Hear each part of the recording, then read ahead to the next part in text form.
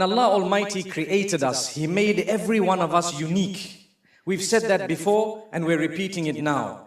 And one of the reasons He made us unique, one of the many reasons, is because He wants us to earn a reward by interacting with others in a way that we would require adjustment in order to get on with those who are closest to us in relation and in proximity. So that means if you have a brother, same mother, same father, and you are in the same home, you've grown up and you've actually become slightly older, there will be differences between you and your brother, come what may. Part of your reward is to get on with the person who is related to you, this brother of yours, to adjust in a way that you would fulfill each other's rights. That's part of the plan of Allah. No two people are the same, even if you're twins. This is part of the plan of Allah. And that's why He emphasizes so many times in the Quran, and it is emphasized in the Sunnah of the Prophet Muhammad, peace be upon him, to fulfill and to go out of your way to extend to a relative and fulfill his or her rights or their rights, those who are related to you. Allah, if He wanted, He could have made us almost identical, but we're not. He wants to reward you. He wants you to learn, navigate. Do you know what it does for you? It gains you closeness to Allah. You endured some of the hardship you might have faced from that particular person. Obviously, there's a level, there's a line beyond which you may not want to live together, or you may want to step back a little bit. But we're talking of the norm. Most of us, you earn closeness to Allah. You develop yourself as a human. If you refuse to interact with a difficult person, you're not going to develop. Learn to interact with tough people. Learn to interact with those who are abrupt. Learn to understand the way people might be for whatever reason that may be, or for no reason. But if you are able to navigate through the relationships with people who are difficult, you are a developed person. You are a very mature person. You are a master. You are a person who Allah has blessed with the ability to get on with those whom others don't get on with. People, when they are born upon fitrah. It's the nature, it's natural. It's something that if they were left alone, they would have grown up with certain ideas and beliefs and norms that would have been purer then if they interacted like we all do with you, are very closely influenced by those who were around you when you were young. Very closely. That's part of the plan of Allah. مَا مِن مَوْلُودٍ إِلَّا وَيُولَدُ عَلَى الْفِطْرَةِ. The hadith of the Prophet ﷺ states that there is no one who's born except that they're born upon nature, natural, something that is very, very natural. Allah Almighty allows that person to grow based on whoever is close to them. If you lost your parents and you were brought up by a caregiver, you will speak the caregiver's language. You will learn their habits. Whatever they tell you, you will believe. It's programming that is much more sophisticated than that of a computer. If your people around you, as you grew up, kept on telling you, this is a good thing, you will believe that's a good thing, even if it is absurd, like what we see on earth today. Some absurd things. People believe this is normal, this is natural. Why? Because that's what you were told from the point of you being young. People are not prepared to accept values and morals that are common logic, and they are perhaps Islamic or to do with faith and religion, simply because when they were young and they grew up, they were bombarded day in, day out that this is total nonsense, whereas it was not nonsense, it was the right thing. And that's why we have a clash today on the globe where people say, this is absolutely normal, it's natural, but it's not, it's unnatural. And then there is an argument between East and West in most cases. What is actually natural and what is not? I've seen people marrying trees. A tree, can you imagine? Now, if you're marrying a tree and you're going to look after children, they will all want to marry trees. And then when you and I go to them and tell them, you know what, marrying a tree is actually something absurd, they'll tell you, you are the one who's mad. It's happening on earth today. Yes, I'm glad you're laughing. May Allah subhanahu wa ta'ala bless us. It's laughable, wallah. But then, when you laugh in the next 20 years, they will jail you for it. Yes, they will jail you for it. So remember, this is Allah's plan. Allah Almighty wants the upbringing to be pure and good. That's why I say, do not yell at your kids. I know it's tough. All mothers who have more than a kid or two will say, come on, Sheikh, you're telling us. Even fathers sometimes. Avoid it to the best of your ability. Ensure you use respectful words. That one you have to do. If you raised your voice a bit, maybe you might be excused to a degree. But if you have really tortured your own child, that will come out and play out 20 years later, and you will suffer the consequences of that because of what you did earlier and you don't even realize. We have people who have tortured their children, people who have molested, na'udhu billah, their own kids, treated them badly, exposed them to things they were not supposed to be exposed to at a young age. And then they grow older and they are suffering and struggling because of something that happened. So if we want to talk about relatives and community and the storm and everything, you got to start off right at the beginning. To say, build. Yesterday in my speech, I said something very interesting, that Allah teaches us to have a mechanism in place before the storm.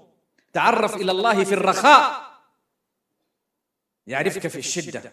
Get acquainted with Allah during days of ease. And then watch what happens when the storm comes. Allah will get acquainted with you. Didn't we say that yesterday? Today, I'm telling you, if you want community and you want family and you want those around you, I'm going to show you why you definitely need them in a moment. But it starts off from the very beginning. When you're choosing a spouse, choose a good person. You know the hadith says, فَظْفَرْ بِذَاتِ الدِّينِ. Be victorious or be a winner by choosing someone who has deen. You know what that means? That means you must develop your own deen within yourself to begin with. What's the point of looking for someone with deen? You don't have deen. Deen meaning your faith, your closeness to Allah, your religion. When you're getting married, you see looks. Looks, very important. You got to see someone. There has to be a spark, a little bit of a spark, so that you know what? Wow, I'm attracted, mashallah. There has to be a little bit. But that's not everything, because Allah has created us in a way that there is nobody who has everything. Not one on earth. No one. If you're very good looking, you might not be so intelligent. And if you're good looking and intelligent, you might not be so religious. And if you're religious and good looking and intelligent, guess what? You might have another issue with your temper. Your character might not be that grand. So something, somehow you're going to have to compromise. Allah says, don't compromise religion. Everything else, you can always make it happen. Sometimes you see someone stunning and they say, wow. And then they'll tell you, but that's not wife material. Have you heard that happening? Why? Because I can't imagine this person being the mother of my kid. Oh, if you're thinking that way, I'm impressed. Oh, I'm impressed. That's the right way of thinking. However, what are you doing? That initial marriage and the choice of marriage, if you were a sharp, intelligent, wise person, you would think about it deeper than just the looks. And you would say, I'm going to be living with this person for the next 50 years, for example. And inshallah, if Allah blesses us with children, I'd like to see my kids like this. Like this. And this is both ways. I'm not talking about men or women alone, both. So when that happens, you're building the child before the child is even born. Because you've already put in place mechanisms to ensure that if something does happen here, I'm okay. I've got someone at home who's going to look after. And appreciate your family. Appreciate your children, praise them, build them, show them respect, show them what you would like them to be. That's why we say, if you're not praying and you've got kids, oh, what will happen to those kids? I know there are instances where kids are praying and the parents are not. But that's because of some other factor. Maybe their friends, maybe the school they went to, maybe some videos they might have watched that were good. But generally, if the parents are not interested in something, in most cases, the kids are not bothered. They wouldn't even be, they don't even know. May Allah strengthen us. Once you have that and you are ready to build your own family, do you know what?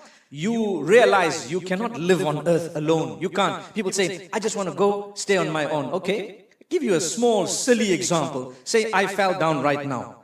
Every one of you will be bothered about this. Hey, quickly take him to the hospital. Someone will rush. These guys at the front, they don't even know me properly. They would jump and they would come and catch. Why? Because you are my community. You are my people. We are together. You are bothered. If you had to raise $1 million for something really, really desperate, I think we would raise 2 million. You can't do it alone. On earth, you can never do it alone. You think you can. You think you want to be on your own. Do you know there is a blessing to interact with extended family that is beyond the toughness of the situation, but only if you understand. Again, I must say, I'm not talking about toxic relations, because there is always a line beyond which you can't force me to interact. When someone is so toxic, it's affecting my brain. But what we are telling you is, try your best to adjust to people. They have adjusted to you too. Your way of talking is not the best way. My way of talking is not the best way. Look into yourself and change yourself. Ask yourself, how can I develop the way I speak? How can people do dirty, nasty things online, offline, in certain circles? And wallahi, if you were to look at them, you would never believe such a pious looking person could actually do that. Right? There are two types of sins. You can categorize sins in many ways, but one of the ways of categorizing it, two types. One is the sins involved between you and Allah, and the other is the sins involved between you and another creation or creature of Allah, mostly human beings. If someone's committed a sin between them and Allah, Allah can forgive them and will forgive them just by you saying, oh Allah, forgive me, I'm sincerely asking you, I was wrong and strengthen me, I don't want to do this. Really, it was what are those sins? Say for example, a person drank alcohol. Say for example, a person committed adultery. Say for example, a person might have overslept their prayers or something of that. What happened? Wrong things happened between you and Allah, and you sought forgiveness. Allah wipes it out in one flash. One flash. Don't ever doubt the forgiveness of Allah. It's a sin between you and Allah. It is there. We agree. It's wrong. I'm human. I'm weak. I am not a perfect soul, but my Lord will forgive me. Yes, He will. Yes, He will. For as long as you are determined and you are trying and you are sincere and you are genuine and so on. But the other type of sin is worse. Why? Because Allah wants you to interact. Community will only be able to grow when each individual within the community cares for the other. And you know what? You as an individual will only be able to grow if you're within a community that cares that particular way. Subhanallah. And you might say, nah, I'm alone, I earn my money, I'm fine, I've got my online business, I'm doing whatever. I don't need people. You know what? You need people to buy from you as well. You're so good with your customers and clients just because you want them to buy $5 from your shop. Hi, hello, how are you? Walk in, please. Would you like tea or coffee? If you told that to your own family member, wallahi, you would have had a better life.